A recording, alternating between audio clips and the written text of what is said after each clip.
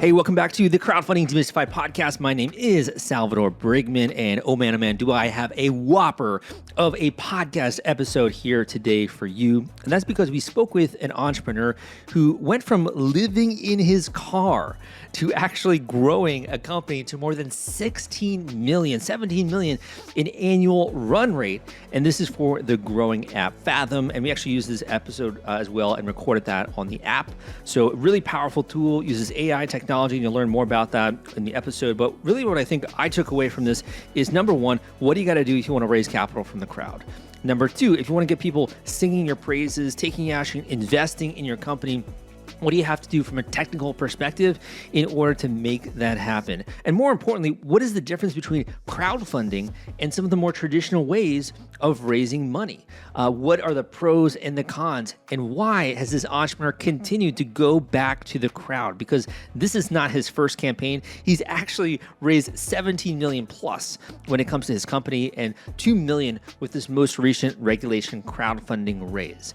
But if you want to dig even a little bit deeper, we got into some of the difficult challenges that he really had to push through in really growing this company. Aside from living in his car, he also had many other challenges he had to overcome, break through in order to make sure he secured his family's future, his employees' future, and more importantly, he was able to reach the highest level when it comes to his potential. So this episode is going to share a lot when it comes to crowdfunding, when it comes to mindset and leadership. And if you like episodes like this, I talk a lot about this on the show. Obviously, I do episodes on equity crowdfunding, which is the subject of today's podcast episode. We also talk about Kickstarter, Indiegogo. We talk about crushing your goals when it comes to your creative project, your startup, your business, whatever it is. And I think that if nothing else from this episode, you should take away that you gotta dream big, because it takes the same amount of work, my friend, to go out there and to work hard at a small business as it does a big business. You only got so much time in the day. You're still burning the midnight oil. You're still dealing and wrestling with those problems. So if you're going to go through the fire, why not go big? Why not have those big visions, those big dreams, and really make sure you're giving it your all and you're not really, cutting or pulling your punches in any kind of way. So I hope that you enjoyed today's podcast episode. We're going to get into that in just a second. In addition, if you'd like to learn more about equity crowdfunding, I got a great free course out there at crowdcrux.com/equity course. I will include that link in the show notes at crowdcrux.com/equity course. That free course is really there to warm you up to the tools, the tactics, and the strategy to go out there and to crush your equity crowdfunding campaign. If you're not familiar with equity crowdfunding, also warm you up to that a tiny bit. And more importantly, how do you get investors for your company when it comes to angels and VCs, when it comes to individual members of the crowd, retail investors. We talk about all of that at crowdcrux.com/equity course. And I also have an Audible book, and you might love this. It's for free. You can get a free copy of my Equity Crowdfunding Explained audiobook on Audible. You can listen on the go, on the way to work. If you want to tune out the wife and kids, you can also listen to it then while you're doing your dishes, whatever it is, right? Go to crowdcrux.com/equity audio, or the link crowdcrux, crowdcrux.com/equity audio. And again, I'll include that link as well in the show notes. But without further ado, let's jump into this episode and discover how this entrepreneur went from living in his car to running and growing a company past the $7 million mark. Really inspiring. It's coming up right now. Hey guys, welcome back to the Crowdfunding Demystified podcast. Today we are speaking with an exceptional entrepreneur who just closed off a mega $17.1 million raise on Wefunder and has come on the show to share some of his lessons he's learned in the trenches being a founder and being a startup entrepreneur. Richard, welcome to the podcast. Thanks for having me. Definitely, man. Maybe you can get started in filling some gaps in that introduction, let the listeners know a bit about you and also your company here. I'm an engineer, product designer by trade, but now kind of a serial entrepreneur. Previously with a company called User Voice, and more recently with Fathom. Fathom is actually the #1 rated AI note taker on the review site G2, where we have over 3,000 reviews at Perfect 5.0. It's a free product, so it'll join your Google Meet, Microsoft Teams, or Zoom meeting and record the call, transcribe the call, but importantly, use AI to write really good notes for you, so you don't have to take notes while you talk to folks. You can just have a conversation. We integrate with CRMs, we integrate with Slack, all sorts of fun stuff. But at its core, super powerful free product that we just hope a lot of folks want to use. Yeah, it's a great tool. We're even using it right now, right, as we speak. And it's definitely one that's helped improve a lot when it comes to the podcast and the team. So really appreciate that. First question for you would be, did you always see yourself as an entrepreneur? Do you consider yourself more of an engineer? How would you label yourself there? I was selling pictures and mazes I drew in first grade to the other students. And then in high school, I was like selling like fake Oakleys and other things to like other students. So I feel like and I grew up with two parents that were entrepreneurs. So I feel very fortunate that I kind of grew up with this like entrepreneurship as a default kind of mindset. And for you, we mentioned sort of your first forays into that. So have you done a successful company before? Have you done an exit before? Can you just kind of highlight a bit of your past there? Sure. Yeah. Like I said, start off computer science, product design, worked some standard kind of software jobs to start. Ended up actually working on a company in the first batch of Y Combinator called Kiko with Justin Kahn and Machir, who went on to do Twitch. And that was a really great experience because it really got me into, I think, a really good cohort of fantastic entrepreneurs. Kiko started in the same room as Reddit. So know a lot of that YC community really well. And then after that, started a company called User Voice. We scaled up to about 10 million in revenue before I left. Still running. It's a great company, more of an enterprise-focused software company now. And then with Fathom, where we're kind of on a much faster trajectory from a revenue perspective. And Fathom also is a YC company. So I had a fun experience being in the first batch of YC and then being in a batch about 15 years later. That was about 20x larger than that first one. Very exciting. And, it's great to hear about your successes. I think a lot of people, though, they might have one success and then they kind of cash out and go and sit margaritas and chill on the beach. What motivates you to do another one or to do another company? Why do you feel like that's a passion for you? I think when it's going well, I look at startups as like playing this really fun video game. And that's obviously a very, very privileged comment, right? Sometimes they're not fun and they're a lot of pain and a lot of work. But I think it's just, for me, it's the most intellectually stimulating job, game I can do with my life. And so it's just really addicting and hard to, I think I'd have a hard time sitting on a beach for more than a week or two before I'd be like, what's next? Right. Right. And, thinking about Fathom, such a game-changing solution, I'm sure you've had like dozens and dozens of ideas, right? What really makes you decide to focus in and to narrow in on Fathom? What's sort of the story behind that? Yeah, it was started the company about 4 years ago, just before the pandemic.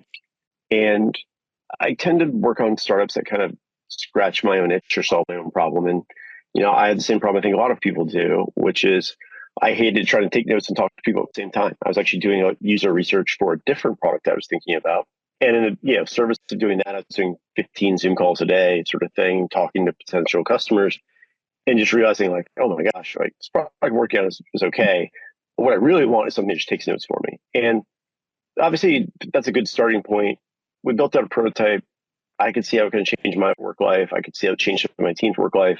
Did a lot of user research. I interviewed, there were some more enterprisey competitors 4 years ago. It was a company called Gong, and I interviewed about 100 of their customers to really feel like I understood the market opportunity and feel like I knew how to compete with the incumbents. And then really had a theory of the case of like, how do we get distribution? My buddy Justin Kahn, who's one of the Twitch founders, has this great tweet that I love where it's like first time founders think about product, second time founders think about distribution. And so for me, it wasn't enough just to be like, okay, I know how the Fathom product could be awesome. But we also had a theory of like, how are we going to get wide distribution for this, right? We know this is a big market, but how do we wide distribution? And once we had that theory and we felt good about it, we felt like it was differentiated, no one else was really pursuing it.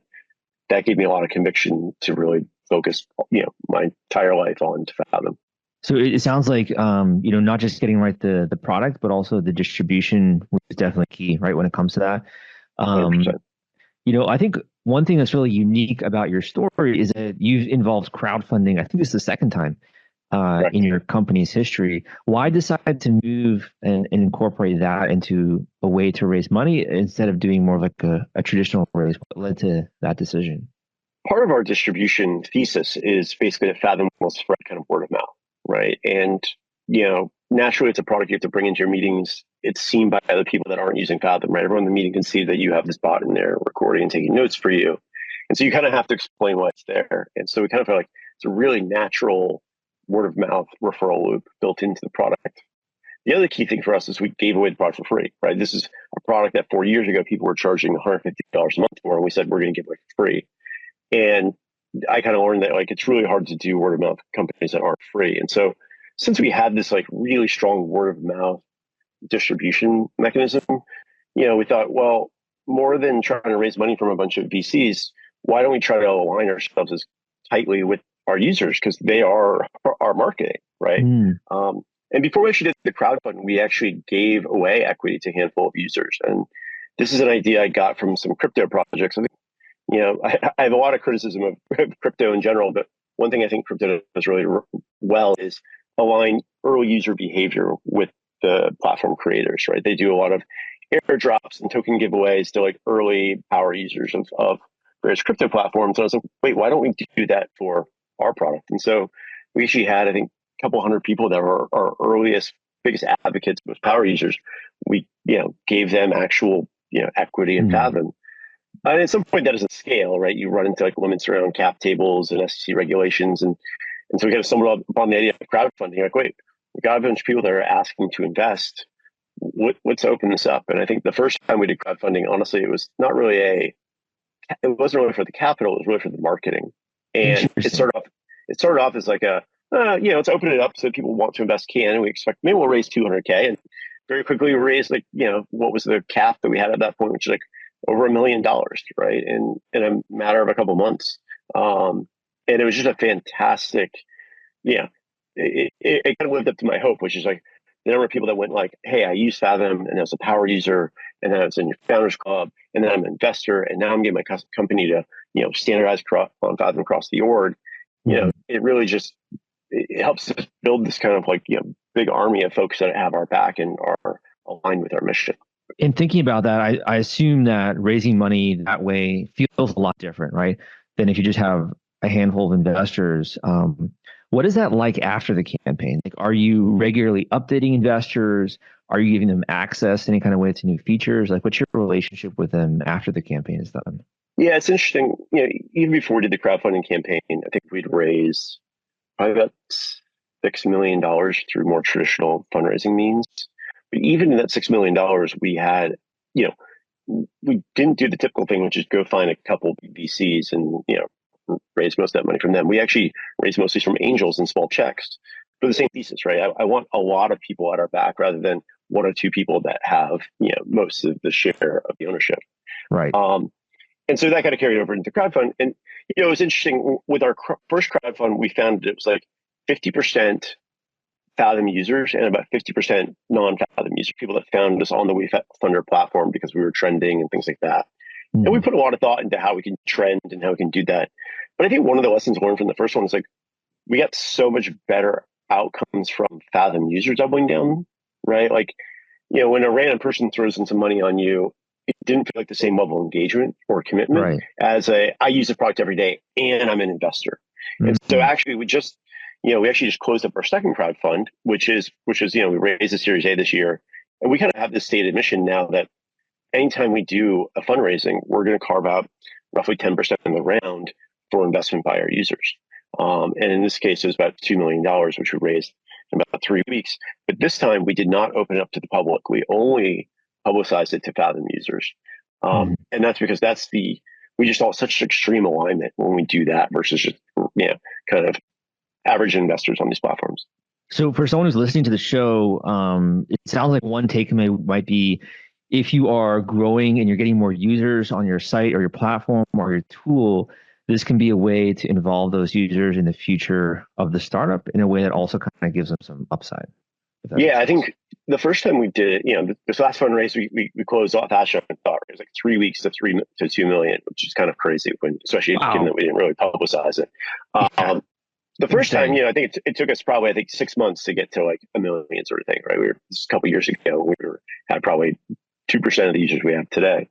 But I think it was really nice that it was just open for a long period of time. So one of my recommendations would be like, open up a crowdfund just so that anytime someone's, using your product, getting excited about it, they can invest, right? Like, what better alignment with a power user, a potential user, customer, et cetera, than them being like, I'm so excited about this product, I'm investing in it, right? And it doesn't really cost you that much, if anything. And again, you're kind of raising money for it, right? So, I can create alignment with my users by sending them swag and emails, inviting them into betas, and we do all that stuff. But again, nothing's better than people having skin in the game. So I kind of love the idea, especially as an earlier stage startup, of like, set up a crowdfund, you can raise up to, I think, 1.3 million with only like a CPA review, which is pretty affordable compared to an audit. And you just got to keep this thing up long running, right? And, again, maybe this isn't capital for you, it's just a marketing campaign, but I think it's a really high power marketing campaign, especially if, again, you've got some sort of word of mouth mechanic to your like B2B business or even consumer business. When thinking about the person who really takes action and steps up and decides to invest, do you think it's because of the traction you've seen? Do you think it's because they believe in the tool? Is it they want to impact the world for the positive, and this is like an impact investment? What do you think really motivates that person to decide to become, partial owner in a company? I think there's so many different archetypes where different people have different motivations. I think for the most part, I've seen it's people that see, I use this tool and I love it, and then they go look at our Wefunder and they see a graph that goes very much up and to the right, sort of thing, right? And so I think it always is. I think also a little bit selfish. People want a good opportunity, right? They want a good investment opportunity. So, but I think that's honestly one of my personal beliefs. Like, one of the best ways to invest is invest in things and I think that's what I've seen from a lot of people invest on platforms like this and in products like Fathom. It's like, I know this product really well. Oh, and I can see I'm not alone because other people are investing, and I can see the usage graphs that they're sharing on their Wefunder. So I think it's a bit of both. Right. And you've been seeing just incredible growth, right, with the tool. And obviously it's extremely helpful. And you've been showing that as well when it comes to the financials. If you're worried about the fulfillment and shipping part of your Kickstarter campaign when it comes to getting out all those perks and rewards to your backers, rest assured, I've put together a complete Kickstarter fulfillment and shipping checklist for you, and it's free. This is sponsored by the folks at FulfillRight, and they thought that you should have this checklist as part of your arsenal going into a crowdfunding campaign. If you want to get instant access to this checklist, and it's free, you can go to fulfillright.com/checklist. Again, that is fulfillrite.com/checklist, fulfillright.com/checklist. Just go to that link and you can download it immediately. So someone listening to this, you kind of seem, and I'm just gonna put this out there, you kind of seem like untouchable, right? You just closed off like a $17 million raise. You've done another $1 million raise. You have lots of funding coming in the door. Are there any challenges that you've had to overcome or any obstacles you've had to push through to get to where you are now? Oh my gosh. A lot, right? We're chatting right now. We're year 4 of the startup, right? I think year 4, things are either going really well or you've got some decisions on your hands, right? I think first 2 years are where a lot of the pain and the setbacks and the stuff lie. And we had a lot, but thankfully, again, because I'm solving a problem that I knew how it impacted me, right? Fathom's a product from the 3rd month we started this company. We had a crappy working version that I used myself, and I could see, this changes how I work. And so that just gave me a lot of conviction to weather any of these, like, oh, this launch didn't go the way we thought, or we're not exactly at the numbers we thought we were, right? Like, we thought we had something that changed how we work, and I thought I had a compelling theory on distribution. And so that was unique. And I think those two things gave us a lot of confidence to weather kind of the downturns, right? Of which there have been a handful, both technical and marketing. Was there one specifically that comes to mind that you had to either show persistence or plow through in some way when it comes to that? Yeah. So we worked on the product for a year, and we launched as one of these Zoom basically put out this whole new marketplace in 2021. And we were fortunate enough to be one of like 50 companies in the marketplace. That was how we were going to launch. And I think at that time we only had like 50 beta users. But we were going to launch into the entire Zoom ecosystem, right? And I remember, most companies don't launch like that. Most companies launch into crickets, right? Then you got to kind of go out and hustle and get people. So really unique opportunity. And we got about 100,000 signups in the first month, which is obviously wild. But we only had 100 DAU to show for it. So we only had 100 people using us. And again, we started with 50. So we only added 50 extra people over 100,000 signups in that first month. And that was like a huge crisis of conviction, right? Like, what did we miss here, right? And I think, had I not had the conviction that like, I know that this product isn't that bad, right? I know this product's pretty good. We might have like made some very different decisions. But after like digging in, we found out that like, oh, this is actually a function of who Zoom's opened this marketplace up to. Zoom actually didn't open this marketplace up to all their users. They opened it up to only their free users and only their like, and then we found out, oh my gosh, 98% of the people that have signed up don't have any Zoom meetings on their calendar. Oh, well, no wonder they're not finding value in Fathom, right? So, that was a huge aha moment. Like, oh, okay, like our conversion rate's not nearly as bad. Now, yes, we learned that like we need to improve onboarding and there's all these things we need to improve, but like it wasn't as bad as we thought. But oh my gosh, it was so scary to think we had 100,000 signups and we only got 100 people out of that. There's no conversion rate in the world where you're going to make a big business if that's going to be true going forward. Yeah, and I can imagine that's like the floor drops out right from underneath you kind of feeling. Right. Yeah, it's like we're doing everything right. Oh my gosh, we're crushing it. Oh no, right? You check the bank balance, or you check the numbers, and you're like, oh, it's not there. Yeah, something's going off. But it sounds like going through that, you need to make sure you diagnose and kind of look at the data and really look at it from like a third party lens, right? Versus just kind of succumbing to your emotions and be like, I knew this wasn't going to work, right? 100%. Yeah, I'm a big fan of like, you always have to check your data. It's easy to check your data when the data isn't what you want it to be. I think the other thing is you always need to check your data when it seems better than you expect to, right? I think we've also had some times where we thought like, oh my gosh, we're really doing well. This conversion rate's great.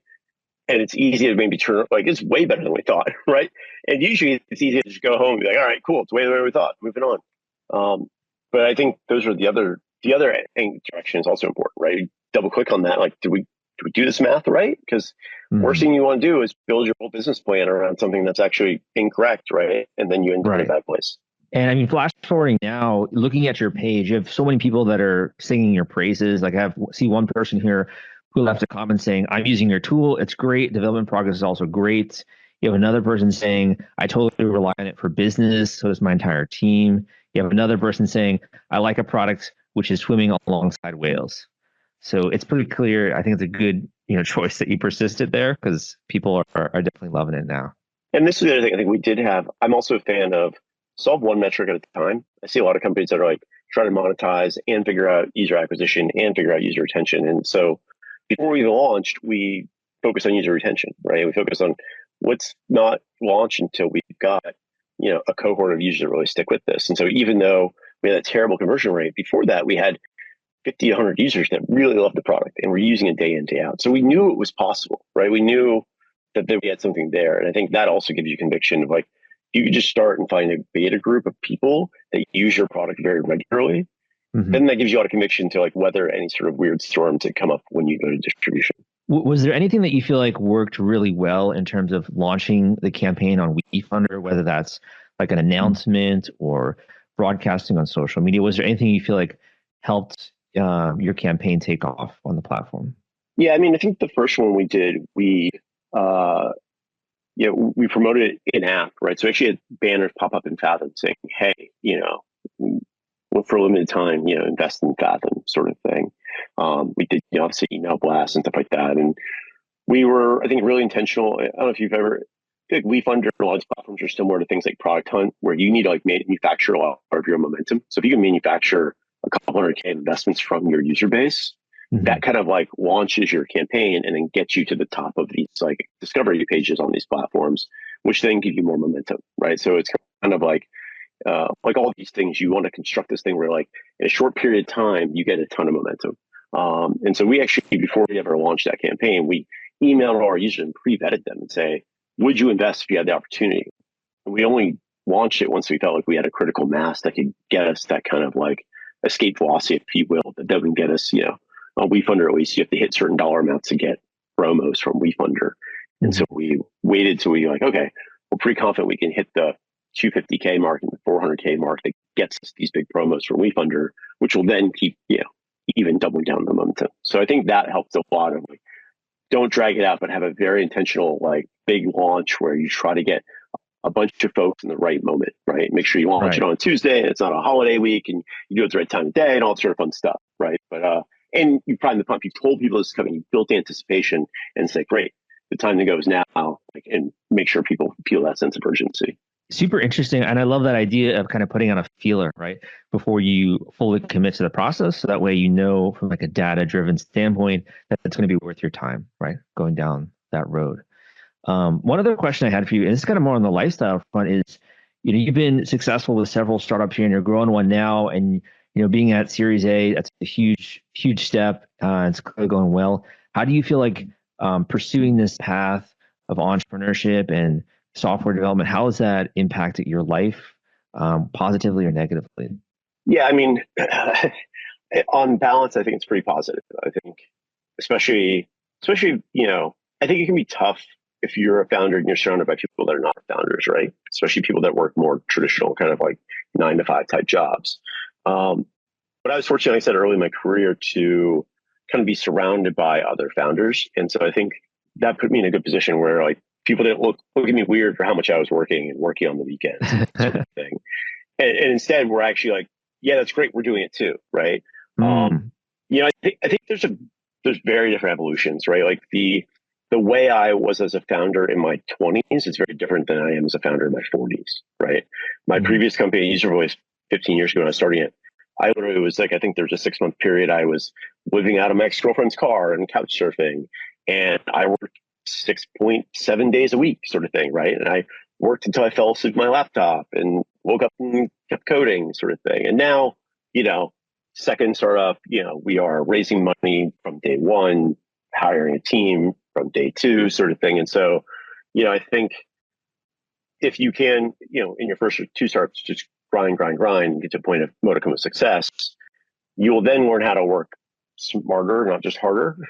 And then you'll be able to be easier to raise money, easier to build a team. And so it'll give you ability to, you know, if I had to do the work kind of lifestyle I had 15 years ago when I was in my 20s, I think I'd be a pretty unhappy boy. But you find a more sustainable pace as you kind of get more later in your career. I would say it's very adversarial with, especially that early stage one, with, you know, cultivating, you know, romantic relationships, right? I think I remember I was dating one time and living out in the car. Yeah, exactly. That's why that was the ex-girlfriend's car, not the girlfriend's car, right? So it's tough, right? But I think, you know, you kind of look at it as like, oh, for this period of my life, this is super important to me, and I'm almost going to block out everything else to focus on this. I think there's a lot of folks that see the older founders, like people like myself, that have a better work-life balance, and they try to do that as their first startup, and they find that, oh, I can't work 5.5 days a week and be successful, right? Yeah.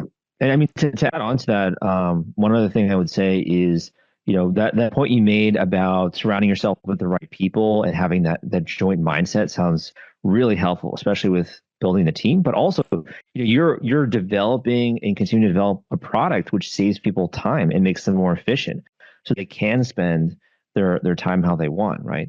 And work less and be more efficient with their products. Yeah, I mean, surrounding yourself with other great entrepreneurs is probably the number one, life hack that I've had, right? And I kind of stumbled into it. I was super intentional about it, right? And I think that's partly why, even though I have all this network, I went back through YC for Fathom because of how important it is to be in the arena with other folks in the arena, right? You learn so much from other folks that are doing startups at the same time. You know, you're not going to be an expert in everything. And a lot of times, you know, if your background's like mine, product design, you're trying to learn how to do marketing, you read a book about marketing or even a blog post, I guarantee you by the time it gets to book form, it's out of date and almost not useful, right? So you really want to be in the arena of other folks that are experimenting, and they're, you know, and they're not competing with you, and they're in different markets. And so you're sharing notes of like, this is working for me, it is not working for me, right? Especially on distribution things. Well said. Well said. Well, where can people go to learn more about your upcoming updates when it comes to Fathom? If you're going to be doing any more raises in the future, where can they go to learn more about that? Yeah, we'll generally announce these things in Fathom first, right? So if you haven't checked out the product, please check out it. It's fathom.video. Again, it's free, so got nothing to lose there. We announce with stuff through my LinkedIn, so just look up for Richard White on LinkedIn for Fathom. That's where we kind of announce most of the stuff. Great. So I'll be sure to link those up in the show notes. And my final question for you here, you've been super generous with your time, and I really appreciate all the amazing advice you're sharing with the community. My final question is, and we can end on this, if you have a favorite quote that you like or some advice that a boss has given you in the past, or it could just be a word of encouragement for other creators, inventors, founders in the audience, and we can end on that note. I don't have a favorite quote. I'll give you one of my favorite books. How about that for entrepreneurship? That is not, I think it's a little off the beaten path. It's The Score Takes Care of Itself, which is actually a book by Bill Walsh, the kind of legendary coach of the 49ers from the 80s that they won like 3 Super Bowls. And it really is how I think about doing startups and building teams, which I think is, I don't look at the revenue numbers. I don't look at the top line usage numbers. I look at all the little things we do every day to get better. And as the title says, the score will take care of itself. So if you're looking for a pretty easy read out there, definitely check that out. Awesome. Richard, thank you so much for coming on the podcast. Really appreciate it. And I'll include all of the links in the show notes. It's been fun. Thanks for having me. Thank you for listening to this episode of the Crowdfunding Demystified podcast. Again, my name is Salvador Briggman. I hope you took away some nuggets of crowdfunding gold when it came to this episode. And more importantly, you have a renewed sense of direction, that this is possible, that people from all walks of life are not only being successful with their business and their startup and their entrepreneurial and creative endeavors, but they're also using the power of the crowd to get them there. They're using the crowd to supercharge this so they can actually reach for their dreams much more easily and really have that straightest path to success when it comes to crowdfunding. So I've been studying this for a while, obviously since 2012 when I started my blog, crowdcrux.com. We launched this podcast in 2015. And what I'd really love to do, number one, is to get you start to take some action. It'd be incredible if, you don't just use this knowledge today and kind of let that sit on the shelf, but really knowledge is just potential power. So make sure you go out there and you take some action, if nothing else. It would also mean the world to me if you take a second to just rate and review this podcast on iTunes and also on Spotify. It helps out the show. And it also is a great way just to let us know that we're doing a good job, right? And everyone on the team really appreciates that. If you take a second to just rate and review this podcast on iTunes. If you're still listening to this and you're like, my gosh, Sal, that was like so much information and I loved it, right? And I get the idea of like dreaming big and going for something big, but I just don't know how to get there. And you just need a little bit of guidance, a little bit of hand-holding, or even you have some questions when it comes to crowdfunding. Is equity crowdfunding the right approach? Should you be doing something more like a Kickstarter or an Indiegogo campaign? How can this fit into your larger vision when it comes to your business? If you're an established business, can you still use crowdfunding? Or if you're just getting started, what stage is crowdfunding really good for? If you've got a lot of questions like that, you value your time, and you want to skip to the finish line, I got a great link for you that I'm about to share because you can book an individual one-on-one intensive coaching call with me where we can set the strong foundation going into your crowdfunding campaign launch. We can check off a lot of those items. If you got questions leading up to this process, if you're in the early stages, I can have a profound impact on where you're going to go. You think about it like golf, right? If you just make a minor adjustment in your golf swing, it's going to have a dramatic effect on where that ball ends up, the trajectory of that ball when it comes to the golf course. So go down below and book an individual one-on-one coaching call with me at the link crowdcrux.com/coaching. It's going to be the best investment which you've ever made at that link crowdcrux.com/coaching. Again, that link crowdcrux.com/coaching, and I'll include that link in the show notes. And I'll leave you with one final message for those of you who have been listening to my 500 plus episodes now. Again, go out there and take some action. Move towards your goals with confidence. Blow past those milestones. Be willing to wrestle with the problems because that's the only way that you're going to be able to turn the bad into the good, and more importantly, be able to turn some of these sometimes difficult, long roads that you've been going down into really something that's going to be a win for you, your business, and everyone connected to you in the future. Thank you so much. My name is Salvador Briggman. Hope you enjoyed this episode, and I'll see you next time.